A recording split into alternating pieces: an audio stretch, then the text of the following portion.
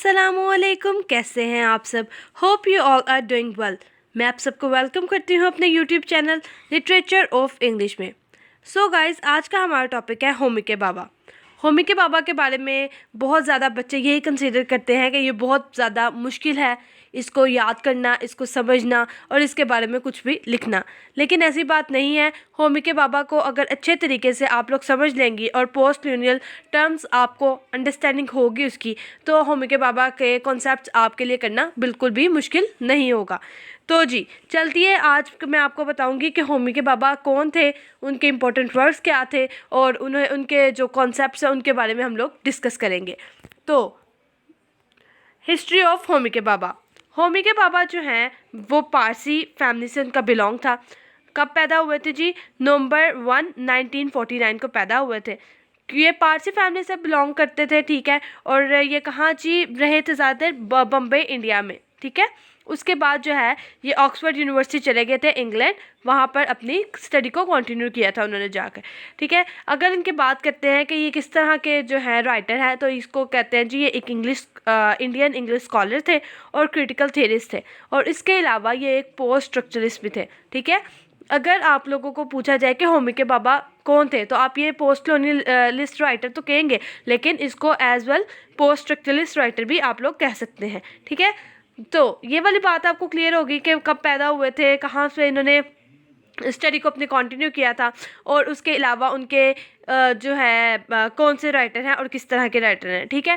Next आपको मैं ये बता देती हूँ कि ये किससे ज़्यादा कंटेम्प्रेरी इनके कौन थे, किससे ज़्यादा ये बहुत इम्प्रेस थे, इंस्पायर्ड थे।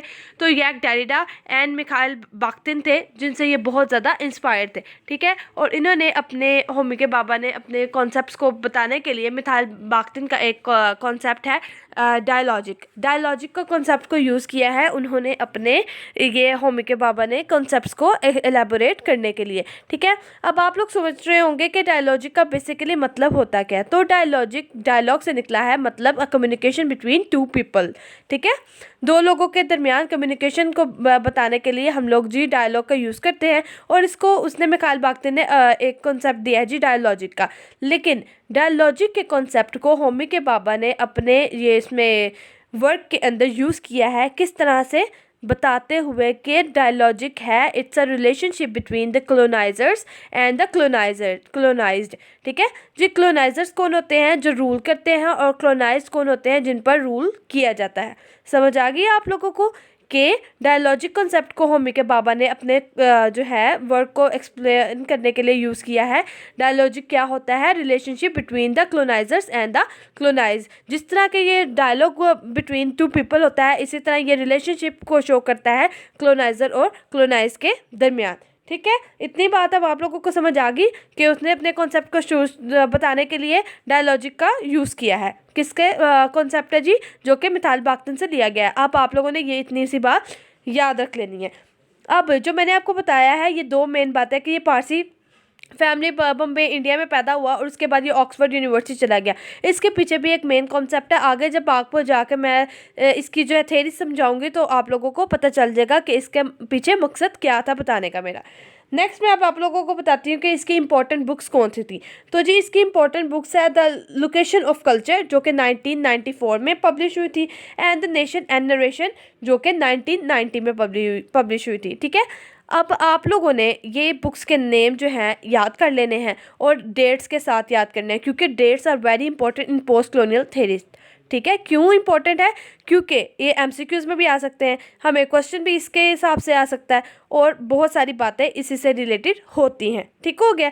अब मैंने तो दो यहाँ पर लिखी हैं, आप इससे ज़्यादा भी लिख सकते हैं, और 4-5 आपने बुक्स लिखी होंगी तो एक आपका जब आप क्वेश्चन को अटैम्प्ट करेंगे तो राइटर पर इम्पैक्ट आपका अच्छा पड़ता है कि इस बच्चे को आता है, ठीक है। मेरा काम है आप लोगों को समझाना और आपका काम है आगे से इस पर सर्च करना और इसको मज़ीद एलैबोरेट करके अपने पेपर के अंदर अटैम्प्ट करना, ठीक है जी। ये होगी जी हमारे पास होमी के बाबा की हिस्ट्री। नेक्स्ट अब आपके पास चलते हैं, बताते हैं कि इसकी मेन थेरीज क्या थी। सबसे पहले जो होमी के बाबा की मेन थेरी आती है वो होती है जी हाइब्रिडिटी। हाइब्रिडिटी का जहाँ पर भी नाम आएगा तो होमी के बाबा का इसके साथ लिंक पता चल जाएगा कि ये हाइब्रिडिटी जो बात हो रही है होमी के बाबा की बात हो रही है। तो बेसिकली हाइब्रिडिटी क्या होता है कि जब एक प्लांट किसी दूसरे प्लांट से मिलता है तो एक नई चीज़ को इन्वेंट करते हैं, वो जो नई एक क्रिएट होती है ना हाइब्रिड, उसको कहते हैं जी हम लोग हाइब्रिडिटी। तो हाइब्रिडिटी को उसने इस कल्चर कॉन्सेप्ट में किस तरह से एक्सप्लेन किया है जी, creating new trans cultural forms within the contact zone produced by the colonization. ठीक है जी, किस तरह से जी क्रिएट करना, किस चीज़ को क्रिएट करना, नया कल्चर क्रिएट करना। मतलब फॉर एग्जांपल किस तरह मैं अब आपको बताती हूँ। सबसे पहले इंडिया और दूसरी तरफ हमारे पास आ गए हैं जी ब्रिटिशर्स। इन दो कल्चर्स को, ये जो दो कल्चर हैं, इनका आपस में मिक्सचर जो है ना, उसको हम लोग क्या कहते हैं, हाइब्रिडिटी। के उन दोनों के मिक्सचर से एक जो नई ब्रीड बन रही है वो होती है हाइब्रिड। फॉर एग्जांपल अगर एक इंग्लिश लेडी है, वो एक इंडियन मैन से शादी कर लेती है, तो उनका जो आगे से बेबी होगा वो हाइब्रिड कहलाएगा। समझ आ गई आप लोगों को? हाइब्रिडिटी के बारे में क्लियर हो गया कि हाइब्रिडिटी क्या होती है बेसिकली, कि ऐसा मिक्सचर टू कल्चर्स का कि जिससे एक नई ब्रीड क्रिएट हो, उसको कहेंगे हम लोग हाइब्रिडिटी। और ये उसने क्लोनाइजेशन के कॉन्सेप्ट में बताया है कि अगर क्लोनाइजर्स और क्लोनाइज्ड की आपस में मिक्सचर हो जाए तो उसके उनको मिक्स करने से जो एक नई ब्रीड क्रिएट होगी, उसको क्या कहते हैं जी हम लोग, हाइब्रिडिटी। ठीक है जी। अब हाइब्रिडिटी समझ आ गया। हाइब्रिडिटी का ही लिंक जो है हमारे पास आ जाता है थर्ड स्पेस में। अब थर्ड स्पेस का मैं अब आप लोगों को बताती हूँ। मैंने आपको बताया ना कि वो कहाँ पैदा हुआ जी, पारसी फैमिली में पैदा हुआ, और कहाँ, बम्बे इंडिया में। और उसके बाद वो कहाँ चले गए जी, ऑक्सफोर्ड इंग्लैंड चले गए थे अपनी स्टडी को कंटिन्यू करने। अब वो पहले बोलते थे हिंदी, उनकी लैंग्वेज यही थी, और उनको पता था हमारा कल्चर जो है वो इंडियन है। फिर वो ऑक्सफोर्ड यूनिवर्सिटी चले गए, वहाँ जाके उन्होंने इंग्लिश बोलना शुरू कर दी, और उसी के मतलब चीज़ों को अडॉप्ट करने लग पड़े। ठीक है, तो उनके दरमियान भी दो कल्चर्स क्रिएट हो गए थे। ठीक है, एक उनका अपना इंडियन कल्चर और एक इंग्लिश कल्चर आ गया था। ठीक है, अब जो इन दो कल्चर्स के दरमियान जो स्पेस क्रिएट हुई है, उसको हम लोग क्या कहते हैं जी, थर्ड स्पेस।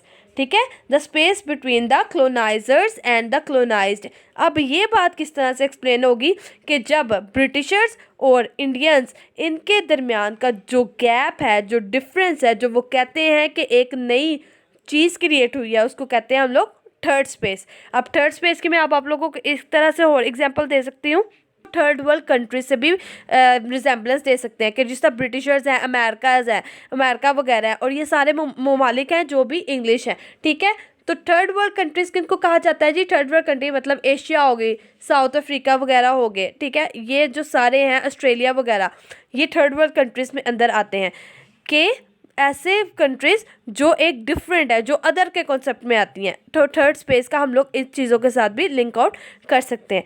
उम्मीद है कि आप लोगों को थर्ड स्पेस की समझ आ गई होगी, हाइब्रिडिटी की भी समझ आ गई होगी। दो कल्चर्स के दरमियान जो स्पेस को शो करती है वो होती है जी थर्ड स्पेस।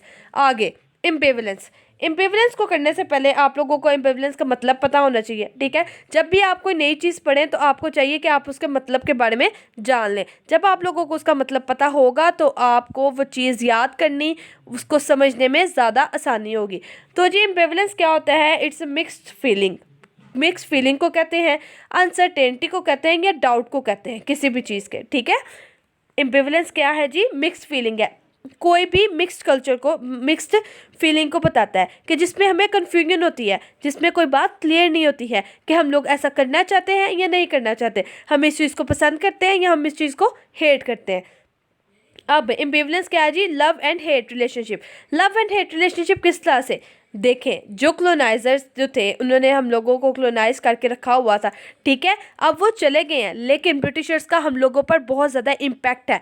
बहुत सारे लोग ये कहते हैं कि जी हम लोगों को ब्रिटिशर्स ने बहुत कुछ दिया है, हमें रेलवे लाइंस दी हैं, हम लोगों को तरीका बताया है कि किस तरह से रहना, उन्होंने ड्रेसअप करने का बताया है, और ये सारा कुछ उन्होंने बताया है हम सबको। ठीक है, लेकिन दूसरी तरफ देखा जाए तो ये लोग कहते हैं कि बहुत ज़्यादा देर तक रूल किया है, हम लोगों पर बहुत जुल्म सितम ढाए गए हैं, और ये सारा कुछ बताते हैं। ठीक है, अब हमारे देखा जाए तो एक तरफ हम लोग लव का रिलेशनशिप बना रहे हैं ब्रिटिशर्स के साथ, और एक तरफ हेट का भी, कि जब वो लोग यहाँ यहाँ पर आते हैं, फॉर एग्जांपल कोई पाकिस्तान में आ जाता है, कोई इंडिया में आ जाता है, तो लोग उन लोगों को बड़े अच्छे तरीके से प्रोटोकॉल दे के कहते हैं कि जी अंग्रेज़ हमारे मुल्क में आए हैं विजिट करने के लिए। लेकिन दूसरी ही तरफ जब देखा जाए तो वो लोग बाहर चले जाएं या फिर कोई किसी दूसरे अंग्रेज़ को देखकर तो वो लोग कहते हैं कि जी इन्होंने हम लोगों पर बड़े अरसा हुकूमत की है और इन्होंने बड़ा जुल्म किया है हम लोगों के साथ, हमें काफ़ी देर कॉलोनाइज रखा है, हमें यही कॉन्सेप्ट दिखाया है कि हम लोग इन्फीरियर हैं और ये लोग सुपीरियर है, हम लोग अनसिविलाइज हैं, ये लोग सिविलाइज हैं,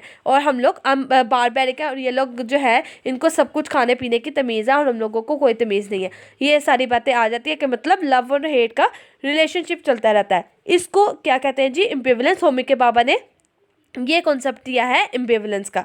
ठीक है, हाइब्रिडिटी आ गई, थर्ड स्पेस आ गई, उसके बाद आ गई हमारे पास एम्बिवलेंस। अब एम्बिवलेंस के बाद जो अगली है थ्योरी वो आ जाती है जी मिमिक्री।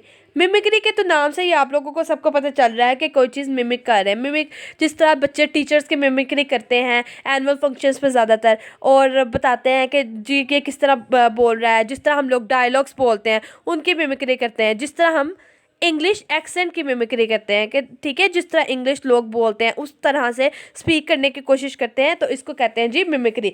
अब क्लोनाइजेशन में मिमिक्री क्या है जी, कैसे हो जाती जी, क्लोनाइजर्स जो थे उनकी मिमिक्री करते हैं क्लोनाइज्ड पीपल, मतलब उनके ड्रेस की मिमिक्री कि मतलब हम लोगों ने भी पैंट शर्ट पहननी है, हम लोगों ने वेस्टर्न ड्रेसेस को ज़्यादा इंपॉर्टेंस देनी है, ईस्टर्न ड्रेसेस को नहीं देनी, ये मिमिक करते हैं। उनके डाइनिंग टेबल पर बैठने के स्टाइल को हम लोगों ने मिमिक कर लिया, उनके खाने के तरीके को, मतलब फोक से खाना है, हाथ से नहीं खाना, स्पून यूज़ करना है, इस तरह की सारी चीज़ों को हम लोगों ने मिमिक कर लिया। हमने अपनी लैंग्वेज को ज़्यादातर अंग्रेज़ों की लैंग्वेज के मुताबिक ढालने की कोशिश कर ली है। ठीक है, हम लोगों ने अपने रिलीजन को, ज़्यादातर लोग अपने रिलीजन से भी कुछ जो चीज़ें हैं वो भी अंग्रेज़ों से सीख रहे हैं। इसी तरह अपने रहन सहन के तरीके को, अपने घर को, सब चीज़ों को हम लोगों ने ज़्यादातर जो है वो मिमिक किया हुआ है अंग्रेज़ों से, ब्रिटिशर्स से। तो इसको कहते हैं जी हम लोग मिमिक्री, कि जिसमें क्लोनाइज जो होते हैं मिमिक करते हैं क्लोनाइजर्स को। ठीक है, अब हमने क्या क्या पढ़ लिया जी, हाइब्रिडिटी पढ़ लिया, थर्ड स्पेस पढ़ लिया, एम्बिवलेंस पढ़ लिया और मिमिक्री पढ़ लिया।